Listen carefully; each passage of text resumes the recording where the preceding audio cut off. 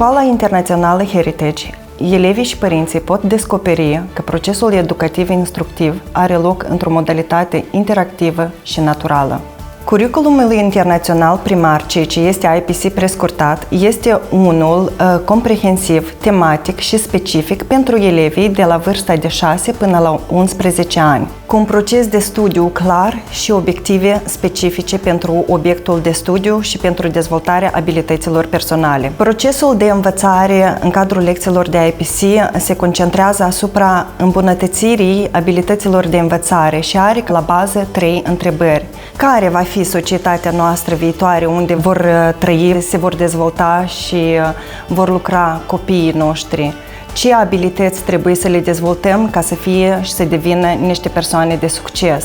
Ce fel de activități de învățare și experiențe trebuie să aibă copilul ca să fie apt să își găsească locul în societatea din viitor? Sunt selectate câteva unități care sunt corelate și sunt concentrate asupra the big idea, ceea ce este ideea generală a unității și de fapt ce înseamnă această idee generală. Să luăm ca exemplu unitatea studiată în clasa a doua, Insula Comorilor.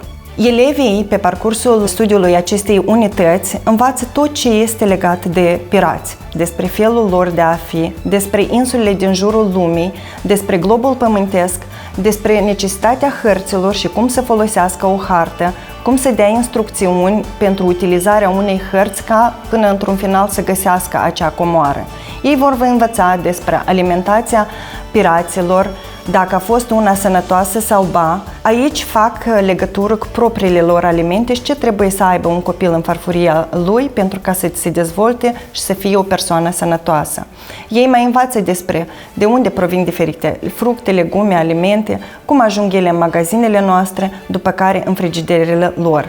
Ei învață despre regulile pe care le-au avut pirații și de ce este important să avem reguli într-o societate și într-o comunitate, modul de siguranță a piraților atunci când navigau pe apă sau când se aflau alături de apă și care ar fi modalitatea de a fi în siguranță. Atunci când elevii ajung la punctul de ieșire, ceea ce este exit point, ei își formează o idee și o cunoștință globală despre tot ce ține de pirați și despre lumea înconjurătoare a piraților. Și ei sunt apți să facă conexiuni cu lumea și cu situații din viața lor reală.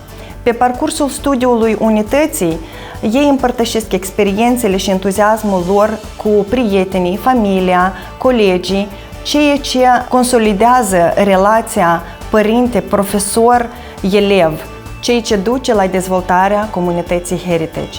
Pe lângă obiectivele de învățare, elevii își dezvoltă abilitățile personale, precum ar fi comunicare, cooperare, respect, moralitate, adaptabilitate, spirit de cercetare. Cele 8 obiective personale IPC reflectă ce calități personale dorim noi să dezvoltăm la elevii noștri și care sunt particularitățile individuale de care credem că au nevoie copiii. IPC caracterizează obiectivele internaționale de învățare care ajută copilul să înțeleagă perspectiva națională, internațională și interculturală, astfel dezvoltând capacitatea lor de a gândi global și de a-i ajuta să devină cetățeni ai globului pământesc. Prin diferite activități de învățare, ei explorează lumea înconjurătoare și conștientizează personalitățile, comunitatea și lumea în care ei trăiesc și se dezvoltă. Nu ezitați să vă alăturați comunității noastre, comunității Școlii Internaționale Heritage.